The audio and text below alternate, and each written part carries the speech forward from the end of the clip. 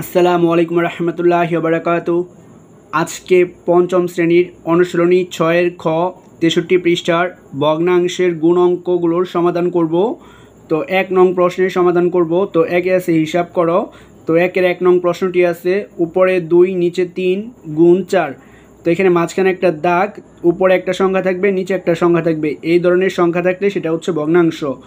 তো এখন এই অঙ্কটা 1 নং প্রশ্নটার সমাধান করব। তো এই জন্য একটা সমান চিহ্ন দিয়ে নিব আগে। তারপর হচ্ছে এখানে দেখুন 4-এর নিচে কিন্তু কিছু নাই। 4-এর নিচে যদি কিছু না থাকে তাহলে ধরে নিতে হবে সেখানে 1 আছে।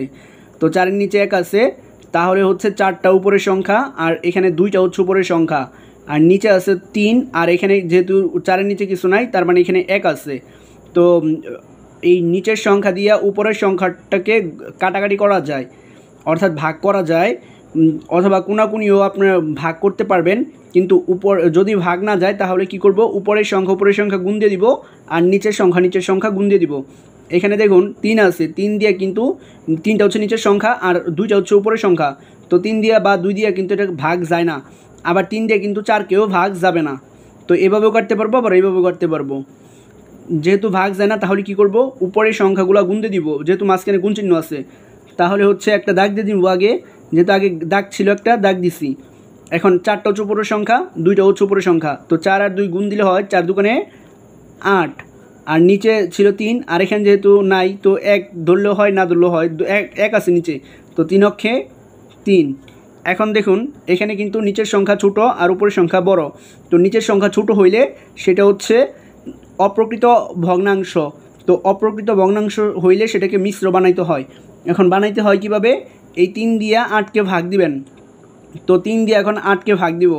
তো 3 দিয়ে যদি আমরা 8কে ভাগ দিই তাহলে হচ্ছে 3 দুগুণে 6, 3 3কে 9, 9 কিন্তু বেশি চলে যায়।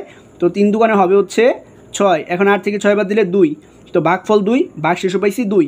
ভাগফল যে 2 পাইছি এই 2টা লিখবো হচ্ছে এই সমানের পাশে, তারপর একটা এমনি দাগ দিব। এখন নিচে যে 3 ছিল এখানে এই 3টা নিচে বসাবেন, আর ভাগশেষ যেটা আছে সেটা হচ্ছে উপরে লিখবেন। তো এটা বুঝবেন কিভাবে হয়েছে। তো এটা হয়েছে বোঝার নিয়ম হচ্ছে এই যে নিচে যে 3 আছে, 3 দিয়ে এই পাশেরটারে গুণ দিবেন। 3 দুগুণে 6, আর যে 6টা পাইছি সেই 6-এর সাথে এই উপরে যা আছে সেটা যোগ করতে হয়। 6 আর 2 যোগ করলেও কিন্তু 8 হয়, অর্থাৎ উপরে 8 হবে আর নিচে 3 ছিল, 3 বসাইছি। অর্থাৎ এটাকে ভাঙাইলে এটা হয়, আবার এটাকেও আবার এটা থেকেও আবার মানে মিশ্র থেকে আবার অপ্রকৃত রূপান্তর করা যায়, সেটা পরের ভিডিওতে দেখাই দিব। তো এখন হচ্ছে এটাই হচ্ছে এই 1 নং প্রশ্নটির সমাধান। এখন হচ্ছে 2 নং প্রশ্নটির সমাধান করব। তো এটা হচ্ছে 2 নং প্রশ্ন। তো এখন এটাকে সমাধান করার জন্য একটা দাগ দিয়ে নিব। তারপর হচ্ছে দেখুন 3-এর নিচে কিছু নাই, তার মানে এখানে 1 আছে। এই 3টা হচ্ছে উপরের সংখ্যা, এই 3টা হচ্ছে উপরের সংখ্যা। তাহলে হচ্ছে উপরেরটা গুণ দিব, কারণ কি উপরেরটার সাথে নিচেরটা কিন্তু ভাগ যায় না, কারণ কি 3 দিয়ে 5কে ভাগ যাবে না। তাহলে হচ্ছে একটা দাগ দিব, 3 3কে 9, নিচে 5 ছিল 5 লিখব। এখন নিচের সংখ্যা যেহেতু ছোটো তাহলে এই 5 দিয়ে 9কে ভাগ দিব। এটাকে যেহেতু রাফ করছিলাম তো এটা হচ্ছে বক্স দিয়ে আটকে দিতেছি, আপনার রাফটা অন্য পৃষ্ঠায় করবেন। তো এখন 5 দিয়ে 9কে ভাগ দিব। তো 5 দিয়ে 9কে ভাগ দিতেছি, যেটা দিয়ে ভাগ দিব সেটা বামে রাখবেন, আর যে উপরে যেটা আছে সেটা হচ্ছে মাঝখানে থাকবে। এখন 5 দিয়ে 9কে ভাগ দিব, 5 অক্ষে 5, 5 গুণ 10 কিন্তু বেশি চলে যায়। তো 5 অক্ষে 5 হবে। তো 9 থেকে 5 বাদ দিলে 4। ভাগফল এখানে 1 পেয়েছি, তো একটা হবে হচ্ছে পাশে, তারপর একটা দাগ দিব। 5 এখানে ছিল নিচে, 5টা লিখব, আর ভাগশেষ যে 4টা ছিল সেই 4টা হবে উপরে। তো এটা যেহেতু রাফ করছি এটা হচ্ছে আলাদা লিখবেন আপনারা, আপনাদেরকে পাশে আমি দেখায় বুঝাই দিছি। তো এটা হচ্ছে এই অঙ্কটার সমাধান 2 নং প্রশ্নের। তো এখন হচ্ছে 3 নং প্রশ্নটার সমাধান করব। তো এটা হচ্ছে 3 নং প্রশ্ন। তো সমাধান করার জন্য একটা দাগ দিচ্ছি। এখানে দেখুন 3টা হচ্ছে উপরের সংখ্যা, 6টা হচ্ছে নিচের সংখ্যা। এখন কিন্তু ভাগ যায়, 3 অক্ষে 3, 3 দুগুণে 6। এই 3কে 1 দিয়ে 3 দিয়ে ভাগ দিচ্ছি, ভাগফল হয়েছে 1, এটা উপরে লিখছি, কোনাকুনি লিখছি। আর 3 দিয়ে আবার এই 6কে ভাগ দিচ্ছি, 3 দুগুণে 6, ভাগফল হয়েছে 2, 2 লিখছি। অর্থাৎ উপরেরটাকে যা দিয়ে ভাগ দিবেন নিচেরটাকেও তাই দিয়ে ভাগ দিতে হবে। এখন কিন্তু নিচে আছে 2 আর উপরে আছে 5, 2 দিয়ে কিন্তু 5কে ভাগ যাবে না। তো কী করতে হবে, এই একটা কিন্তু উপরের, তো 1 দিয়ে 5কে গুণ দিব, কারণ কি মাঝখানে গুণ ছিল। 5 অক্ষে 5 আর নিচে 2 ছিল, 2 লিখব। এখন দেখুন 2টা কিন্তু ছোটো, তাহলে 2 দিয়া যদি নিচের সংখ্যা ছোটো হয় তাহলে এই নিচে যা থাকবে তা দিয়ে উপরটাকে ভাগ দিবেন। তো 2 দিয়ে 5কে ভাগ দিচ্ছি, 2 দুগুণে 4, 5 থেকে 4 বাদ দিলে 1। এখানে দেখুন ভাগফল পেয়েছি 5, ভাগফল পেয়েছি 2, তো এখানে 2 লিখব, তারপর একটা দাগ দিব। নিচে 2 ছিল এখানে, এই 2 লিখব, আর ভাগশেষটা উপরে লিখব। তো এটাই হচ্ছে এই অঙ্কটির সমাধান। আর এটা হচ্ছে রাফ করেছি, রাফটা আপনারা অন্য পৃষ্ঠায় করে নেবেন। তারপর একটা দাগ দিব।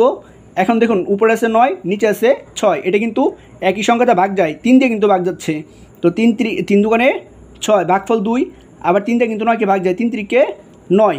এখন দেখুন আর কিন্তু ভাগ যাচ্ছে না, নিচে 2 উপরে 3। তো এখন কি করব, উপরেরটা দিয়া উপরেরটাকে গুণ দিব। তো 3 দিয়ে 1কে গুণ দিলে 3 অক্ষে 3, নিচে 2 ছিল 2 লিখবেন, কারণ এখানে কিন্তু নিচে কিছুই নাই। এখন নিচেরটা কিন্তু ছোটো আর উপরেরটা বড়, নিচেরটা ছোটো হইলে নিচেরটা দিয়ে উপরেরটাকে ভাগ দিতে হয়। তো 2 দিয়ে 3কে ভাগ দিব, 2 অক্ষে 2, 3 থেকে 2 বাদ দিলে 1। তো ভাগফল পেয়েছি 1, তো পাশে লিখব। আর নিচে 2 ছিল 2 লিখব। ও ভাগফল পেয়েছিলাম 1, তো একটা পাশে লিখেছি। আর নিচে 2 ছিল তো 2 লিখেছি। আর ভাগশেষ আছে 1, একটা উপরে লিখব। তো এটা হচ্ছে রাফ করেছি। তো আর এটা হচ্ছে 4 নং প্রশ্নটির সমাধান।